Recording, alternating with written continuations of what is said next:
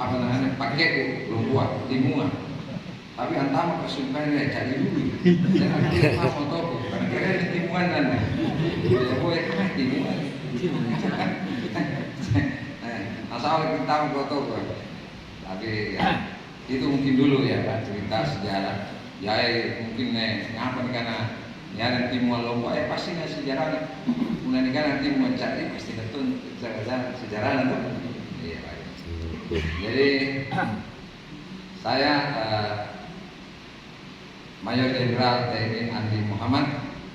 Nah, kalau dipanjangkan nama saya Andi Muhammad bin Andi Bosawan Mapanyuki. Ya,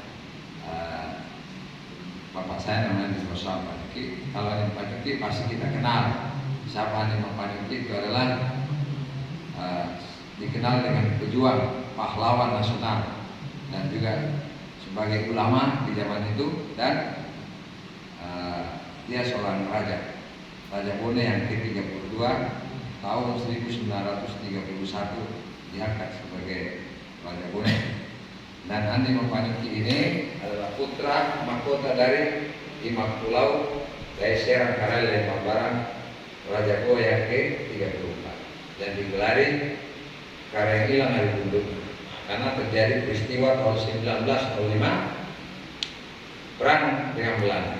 Tidak cocok karena Belanda ingin waktu itu menguasai kerajaan Goa dengan segala cara kelicikannya, ingin menjadikan masyarakat Goa itu rakyatnya Goa sebagai budak dan ingin merampas semua kekayaan alam yang ada di. Dia ingin menguasai, namanya penjajah. Tapi seorang Imam Pulau Raja Goa yang ke-34 pada saat dengan gigihnya dengan rajanya dan mengatur strategi melawan Belanda. Tapi beliau gugur terdesak. Di mana gugur itu di Sidrap Sidenden 8 karena jatuh di jurang dengan kudanya dan gugur bersama anaknya, saudara kandungnya dari Bapak Sultan Ibrahim. Itu ceritanya. Makamnya ada di Jalan Kumala. Kalau ada masjid Babul Firdaus termasuk masjid tua tertua ya di Jalan Kumala. Kalau kita lihat tidak jauh dari rumah kediaman kakek saya Jalan Kumala. Kalau kita ke sana jalan-jalan ada rumah adat, itu rumah adat, ada meriam, ada tiang bendera, itu rumah saya. Ibu saya masih di sana. Saya juga lahir besar sampai lulus SMA. Kebetulan saya SMA Negeri 2. Jadi naknya tadi tempat-tempat tuh Pak singkat aja di parekat ya. Jadi saya tetap pelak-pelak bro. Cuma memang saya 38 tahun sejak saya masuk tahun 1984 jadi akademi militer. 38 tahun baru saya jadi Panglima Kodam 14 saat itu. Ya, Pangdam. Sebelumnya saya Panglima Divisi. Panglima Divisi 2 itu Panglima Tempur. Jadi dia singkama Kodam karena niat teritorial dan yang bagi sana yang joreng tempur semua lengkap, pasukannya 12.000 lengkap senjatanya canggih-canggih. Jadi kalau kita pernah dengar saya ke Papua langsung ke Intan Jaya, ke Wamena, keliling di Arsura, ya itu saya Panglima Divisi. Jadi dan saya tidak langsung seperti itu juga panggil. Wah, pernah dibawa juga, pernah dipimpin sejak mulai lulus dipimpin, tidak langsung menjadi besar, tidak Pak. Jadi saya betul-betul ditempa, ya, diuji dengan segala persoalan situasi dalam keadaan damai, dalam keadaan perang. Nah, kita dikasih. Saya pernah jadi komandan peloton, komandan kompi, komandan batalion. Saya itu di Aceh, darurat militer di Aceh. Saya komandan batalion. Kebetulan saya komandan batalion di Kostrat di Sambueja. Saya kebetulan di sana bawa pasukan orang kita ke Aceh. Nah, ini cerita sedikit Aceh. Waktu saya di Aceh, ada sedikit ceritanya. Di sana itu di Aceh waktu itu darurat militer. Itu rakyat dikuasai oleh GAM, Gerakan Aceh Merdeka. Zamannya singkam aja kalau ikan apa? Kahar Musakar tuh. Nah, kuasanya di pare-pare mas. pokoknya manjur baru manjur ya. Lewat penjoren, nah akhirnya campur mau kelanjang kok motor itu. Mulanya nyawan balik. Ada menjurol kan bapak di. Malah gitu, nanti nek pasukan dua otot, talu otot, akhirnya salam pasti itu lanjang. Nah, peristiwa di Aceh waktu itu saya darurat militer. Apa yang terjadi? Begini, saya datang, saya jelaskan kepada kecil itu imam yang di sana itu juga masjidnya bagus-bagus, besar-besar. Tapi pernah sampai, tenang si baris di kamar. Utangnya, kenapa tidak banyak orang? Takut orang ke masjid pak. Karena kalau ke masjid pasti masyarakat pasti gabung sama tentara-tentara. Nanti sudah didoktrin, kau jangan sempat berafiliasi atau sama tentara. Waktu itu di sana, wow gitu. Jadi saya kumpulin lah kecil-kecil itu. Kecil itu imam-imam kampung, kan banyak masjid di situ. Saya kumpulin, kebetulan saya di Raya, tidak mantan di Raya. Ada masjid saya kumpulin. Saya dialog sama waktu itu 2 bulan saya masuk. Saya bilang sama dia, Pak, saya ini datang ke sini bukan untuk mau perang dengan bangsa saudara-saudara kita, tidak. Tapi saya ini mau damai saja. Artinya, ayo kita duduk bersama, berundingan apa sih selama ini. Sebenarnya saya ini orang Sulawesi Selatan, khususnya Makassar, ibaratnya Pinang di belah dua dengan orang Aceh. Langsung dia tanya, kok bisa gitu, Bapak Komandan? Iya, mau tahu ceritanya? Begini, kenapa kita Pinang di belah dua? Sama lah kita ini orang Aceh. Sekarang saya tanya, yang di sini dikenal apa namanya itu? Dikenal di sana Serambi Mekah, ya kan? Datangnya Islam lewat di sana, makanya adalah Serambi Mekah. Ya, kemudian apa samanya dengan di Makassar? Di Makassar itu dikenal namanya jubahnya Mekah. Kan ada dulu pak, orang-orang kita tidak usah katanya naik haji kayak cukup tawaf di Gunung Bawakarai kan. Tapi kan itu nggak boleh diikuti. Tapi keyakinan itu kan dulu kan cukup. Nah, karena yakinnya bahwa ya agama itu memang kita harus melakukan naik ibadah haji, tapi dia cukup di situ katanya udah sama aja. Itu kayak kita di situ selesai. Kemudian yang kedua, di sini ada DITI, Dot Broek, orang Cina pak, tokohnya DITI dulu. Belajar Islam, orang Cina masuk Islam bagus, terus dia yakin bahwa dia akan diangkat jadi gubernur pertama di Aceh, tapi ternyata bukan dia. Siapa yang diangkat? Itu orang dari Medan, Sumatera. Kecewa dia, memberontak. Wah, begitu. Berkelanjutan, Dot Broek, dilanjutkan kemana? Sama di Makassar, ada namanya Kahar Musaka. Kahar Musaka tentara profesional, bekas ajudannya Jenderal Sudirman. Dia kecewa juga, karena tidak diangkat jadi panglima waktu itu. Orang lain yang diangkat, karena ada pertimbangan sehingga orang lain diangkat. Kecewa juga, pimpin pasukan. Di mana? Di Makassar. Tapi sudah selesai semua, selesai persoalan. Yang ketiga, saya bilang di sini yang mensiarkan Islam siapa? Dia bilang saya Yusuf. Ya saya Yusuf kan pengenalan saya Yusuf. Sekarang saya tanya si Yusuf kuburannya ada di mana? Dari ada di Makassar, satu di Afrika. Oh iya, jadi sama kan? Ini lihat muka saya ini bola, sama nggak muka kita? Sama ini sudah satu turunan aja ini. Cuma kamu di Aceh, saya di Makassar. Saya mau merangkul Anda, tapi dia masuk dia kan. Saya bilang peradaban Islam di Aceh dengan di Makassar sama kawan. Aku bilang sama ini sudah. Kita terima Islam itu di abad ke-16 zaman Sultan Alauddin, kakeknya Sultan Hasanuddin, ya Raja Goa yang ke-14 kalau nggak salah. Itu waktu itu diterima Islam. Daud dan Datuk di Bandar yang datang dari ada 3 Datuk. Datuk di Tiro, Datuk di Bandar, Datuk di Tiro terdampar di Bulukumba, ya kan Pak? Yang di Lu Datuk Madani. Jadi 3 Datuk. Dan yang menerima itu waktu itu adalah Raja Talut. Awalnya dia mendarat di pelabuhan kan. Gitu. Akhirnya dia punya sana kalau gitu. Akhirnya tidak ada tidak ini, saya tidak ada komplain. Tapi ya biasalah namanya di hutan, anak buah kejar-kejaran juga. Ada ya, makanya nggak ada ini. Ya saya bilang, makanya serahkan senjatamu.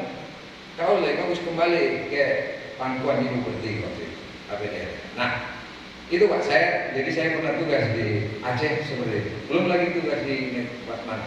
Nah, saya perlu sampaikan ke kita semua bahwa kita syukur ini sebenarnya hidup di negara kesatuan Republik Indonesia, ya, yang kita cintai. Negara kita ini negara berdaulat, negara merdeka Pak. Negara merdeka, kita usir penjajah Belanda dari tanah air kita. Kita merdeka bukan hadiah seperti negara seperti Malaysia, Brunei Darussalam, Australia, itu dikasih hadiah itu sama. Makanya dia negara persemakmuran, namanya negara Commonwealth. Dia harus tunduk sama siapa? Namanya Inggris. Kita nggak ada Pak, nggak ada mengambil. Jadi kita ini negara kesatuan Republik Indonesia berlandaskan Pancasila, mayoritas kita Muslim, besar, kita syukuri.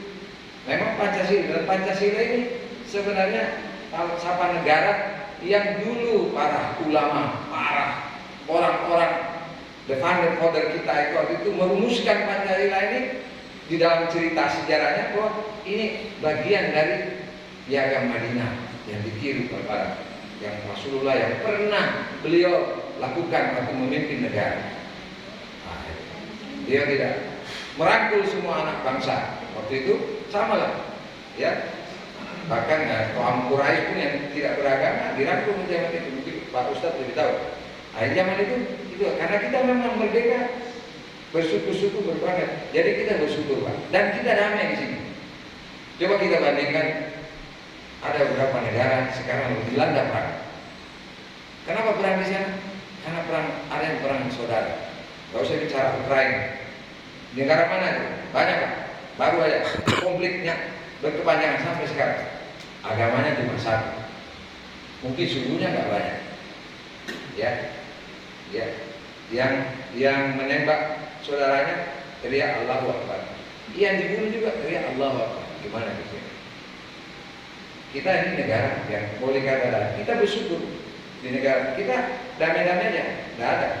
Ya pernah ada dulu peristiwa DITI, PKI, Permesta, PRRI, tapi kan selesai. Alhamdulillah kita hidupnya di negara kesatuan Republik ini. Kita harus syukuri situasi. Apalagi di Ukraina sana sekarang perang sama Rusia. Waduh, itu orang hidup di bawah bunker-bunker Pak, di bawah rumahnya. Ya, gelap gulita. Mau belajar susah, mau cari lampu cahaya kan udah dibombardir pembangkit. Nah, sekarang situasinya begitu di sana, di beberapa provinsi. Kita ini syukur nggak ada. Terus bicara lagi, Pak, sekarang ya kemarin saya lihat data di dunia ini ada 326 juta orang kelaparan. Bayangin Pak, di benua dunia ini. Kenapa? Karena kelangkaan pangan. Di negara Eropa Timur sana banyak yang mengais-ngais makanan di tempat-tempat sampah yang sudah dibuang, dia kasih lagi tidak. Kenapa? Karena tidak ada bahan-bahan. Kita di Indonesia ini apa Pak? Apa yang tidak ada? Ada semua. Asulun iskeden joy, ini apa boleh corok. Dia tuh palu basah. Apa coba? Suruh iskeden ini mau nyonyang. Yang penting aja duit kalau Abu Barid aja mama kadere. Artinya kita syukuri apa yang tidak ada semua. Ya, memang negara ini namanya mengelola negara pasti banyak problem masalah. Tapi kita bersyukur kita situasi ini. Ya, minyak kita itu sumber daya alam kita itu banyak. Jadi kalau ada yang bilang, oh kita ini utang, memang pasti negara mana tidak ada utang. Amerika saja negara terbesar, dia utangnya paling besar itu, tidak bisa bayar sama PBB itu. Amerika, Jepang, besar utangnya di Bank Dunia itu besar. Ya, Indonesia mengutang, ya karena ada asetnya. Kita ada borokna, karena Makassar. Coba baik di sana kan, makin di Pakadea, Hindran deh. Nanti nak borokna, dia nasari. Ah, ya, saya gunanya BPKB, nasari. Atau negara dimulai. Asal gitu, tapi kamu tahu menjadikan negara. Nah, sehingga Indonesia punya sumber daya alam, bisa kita kompensasi. kasih aja utang, dia bisa bayar. Saya butuh itu sumber daya untuk kelola di negaranya, ya, untuk dikembangkan. Itu bagian dari bernegara. Kan di dunia ini tidak ada negara yang tidak bisa berhubungan satu sama lain, pasti Pak. Namanya multilateral. Kita harus berhubungan. Apapun, karena memang dunia ini diciptakan oleh Allah untuk kita berhubungan, apapun tidak ada yang berbeda. Jadi kembali lagi dengan Tingkat Pusut, mari kita pelihara kebatinan kita, suasana kedamaian di negara kita. Jaga persatuan dan kesatuan anak bangsa ini. Jangan kita mudah dipecah belah karena persoalan-persoalan berita-berita bohong, hoax, ya toh? Nah, biasa. Nah, terus apalagi anak, ya kalau anak main gusur-gusur itu ya salah. Jangan sampai simbol-simbol negara, simbol-simbol pemerintahan diganggu, dirusak karena kepentingan rakyat tambahan. Kalau beser-beser anak boleh sedikit-sedikit toh, tapi dibawa ini anak-anak jangan sampai menjadi chaos. Jadi kepala kita pelihara lalu nih kadang. Ya kita, insya Allah kita bersyukur masih ada. Kita mau lihat anak cucu kita nanti lahir. Indonesia ini masuk di dalam negara G20 sekarang. G20 negara-negara yang ekonominya maju. Dan ini menuju ke G7. Indonesia akan menuju G7. Diperkirakan tahun 2035 kita sudah masuk negara 7 besar dunia yang maju, G7. Dan ini akan menuju ke sana. Ketinggalan nanti negara-negara lain. Makanya banyak negara yang iri sama kita. Kemungkinan mereka sudah ingin Indonesia supaya pecah belah, supaya mereka datang di sini bisa gampang untuk menginvestasikan apapun yang dia mau. Nah, tapi kan sekarang Indonesia ada aturannya. Apa? Mau kamu masuk sini, tapi nggak boleh bank mentah dikirim. Harus bentuk jadi supaya lapangan kerja. Itu sudah dilakukan itu. Saya ngikutin, saya ikuti perkembangan. Bahkan kemarin baru saya pulang pengarahan dari Bapak Presiden. Baru kemarin saya hadir. Nah, itu mau dipaparkan Menteri Investasi Pak Luhut Binsar Panjaitan, Menteri Pertahanan. Hak ini harus kita jaga negara kita ini. Jangan sampai banyak gangguan. Memang di laut kita ini sudah banyak gangguan. Karena apa? Kekayaan alam kita di laut ikan itu Pak berlimpah. Mau tahu apa sekalian? Masuk itu negara itu ngambil laut, apa ngambil ikan di laut kita. Nah ini harus dijaga. Nah ini sudah strategi sudah dibangun oleh Menteri Pertahanan. Ke depan akan beli banyak kapal laut, kapal selam, kemudian mungkin pesawat untuk patroli wilayah laut dan udara kita, masuk wilayah darat kita. Jadi kita harus pelihara. Jadi kepala GKT dari Batang Kabus itu teki terpancingin berita-berita hoax. Ini besar Batang Kabus tidak lalu kita jangan ini nggak paling damai Pak kita di Indonesia ini. Masya Allah. Saya sudah keliling. Saya pernah ke Kamboja perang saudara. Seorang raja Sihanouk itu nggak bisa mengendalikan negaranya. Akhirnya perang saudara. Apa namanya ada killing field di sana ya. Pembunuhan saudara sendiri lebih besar dari masjid ini, tengkorak disusun sampai sekarang. Itu bangga dengan dia. Padahal aja Saripat Tanah Kabus itu, Bijana Kabus ini bunuh. Bangga dia kenapa? Karena terjadi perang saudara. Kita tidak ada. Dulu ada pembantaian Westerling, ingat 40.000 jiwa, korban 40.000 jiwa kan? Di luar. Iya kan? Di luar. Iya, di luar terjadi di sini, di mana-mana. Bayangin dulu kita dibantai sama. Jangan sampai terjadi lagi seperti itu. Nah, sekali lagi kita mari syukuri, mudah-mudahan kita semua ini senantiasa di dalam bimbingan, dalam lindungan Allah Subhanahu Wa Taala. Saya mohon maaf ini karena